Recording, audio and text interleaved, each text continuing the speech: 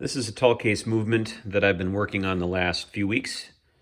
I've had it running and it works pretty good. Having a little trouble with the calendar wheel. It's skipping 2 days. Every 12 hours it's advancing rather than every other. Still working on that, but timekeeping and striking are working great. A couple things that I've had to do on this one. I ended up replacing this click because the old one was not holding, so that made it a little exciting to wind. Got that sorted out, and the last step before I can put this back together is dealing with the weight cord. This clock came with natural gut. Natural gut comes from usually sheep, and it is some intestine component of some kind that's spun into a cord. And this is not new. They've been doing this for hundreds of years. And it can last a really long time. However, it does eventually need to be replaced. This one is a little kinked and frayed here and there. And it's got to go. There was a weak spot in this that I found a minute ago. Here it is. And so this, I can almost pull it apart. So that is not good when you have a 17-pound iron weight hanging 6 feet above your floor. So that's going to go. There's some debate about what do you actually do with it. Modern clocks often have brass wire, which looks real pretty, but it's a pain in the butt to work with because every time you put a knot in it, the little fibers stick out and poke you. Some people use a giant monofilament fishing line. Actually, this is some of that here. This is 200-pound test monofilament line. This was in another clock I picked up in the same batch as the one I'm working on here. This had been serviced by someone in the Twin Cities area about 10 years ago.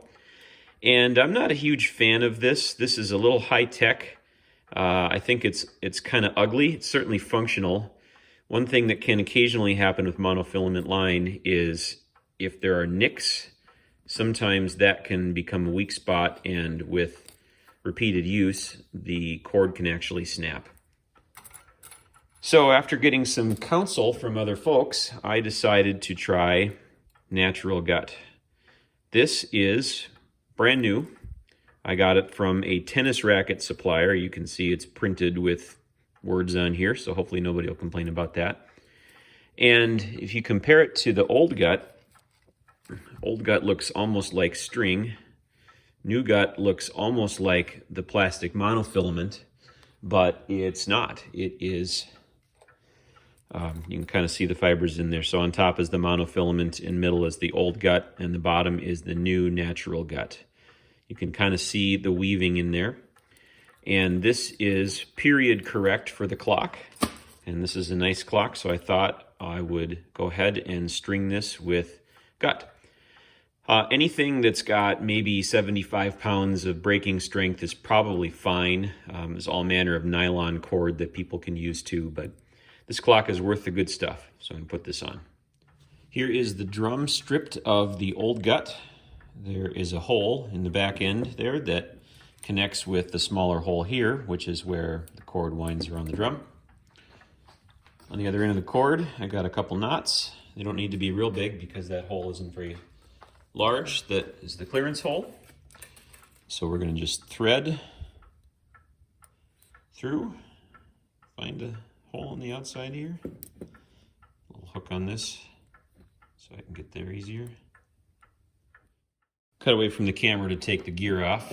This hole is actually quite a ways away from the original drum. I don't know if that was something that happened afterward, but normally these are lined up a little better. So we're going to feed this through.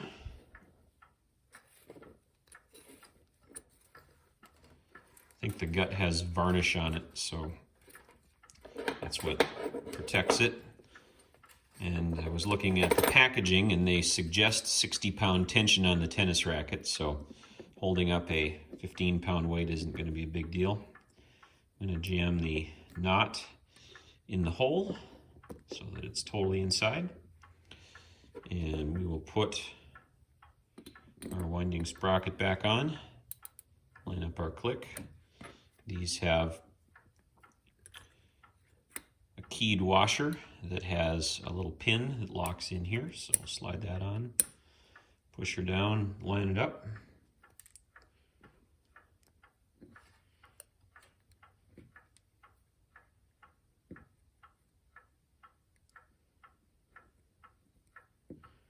We'll stick our pin in,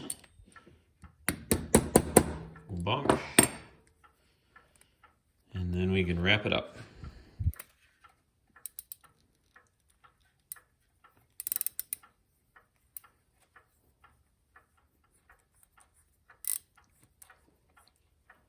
The package of natural gut for a tennis racket is about 40 feet, and that is enough to do 2 clocks that are time and strike.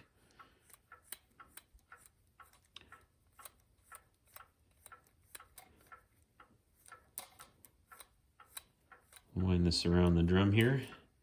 There's more cord than I probably need, but hangs down out of the clock and has to connect through the weight pulley and back up to the seat board. So we're just going to wind it around and secure it with blue tape while I put the movement pack together.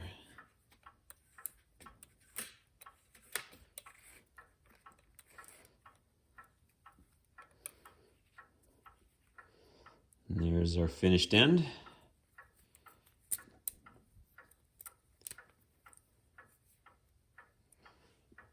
Get some tape going.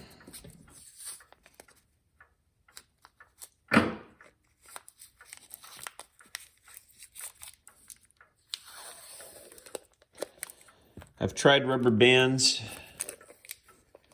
Blue tape seems to me to be better because I can just peel it off and it covers the whole drum. With a rubber band, you got to get it on just right, and it's easy to miss some of the loops of the cord, and then it still goes spring and sporing. So we'll just go around a couple times. This guy ready to go back in the clock.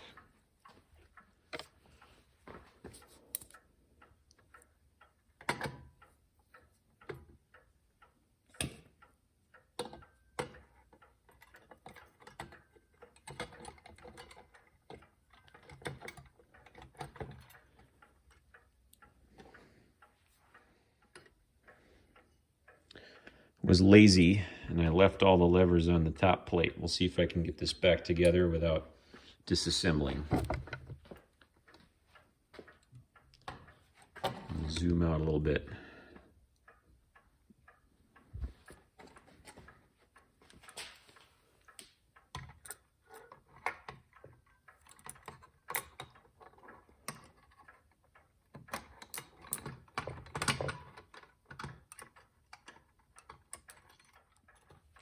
This has always been my least favorite part of fixing a clock, trying to get the thing back together. It's a little easier for me now than it was after having seen a bunch of these. But trying to get all the pivots to line up at the same time is sometimes an adventure. Put our taper pins back in.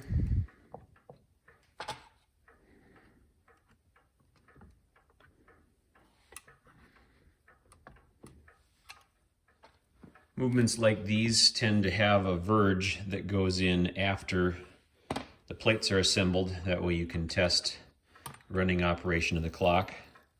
Make sure everything is smooth. I know this one's good because I've worked on it in the past, and so thread this guy through the hole like so.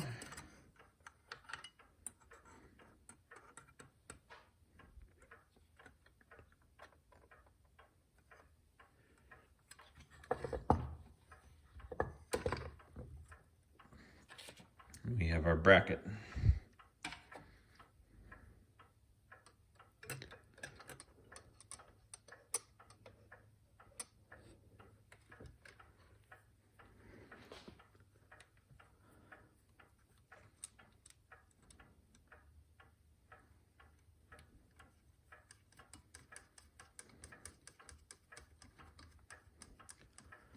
These holes are intentionally loose so that there's some adjustability And what can kind of happen with these is they can just be massively out of beat, and you can either fix that by bending the heck out of the crutch rod, or you can just adjust how this bracket fits, which affects the relationship of the verge and the escape wheel.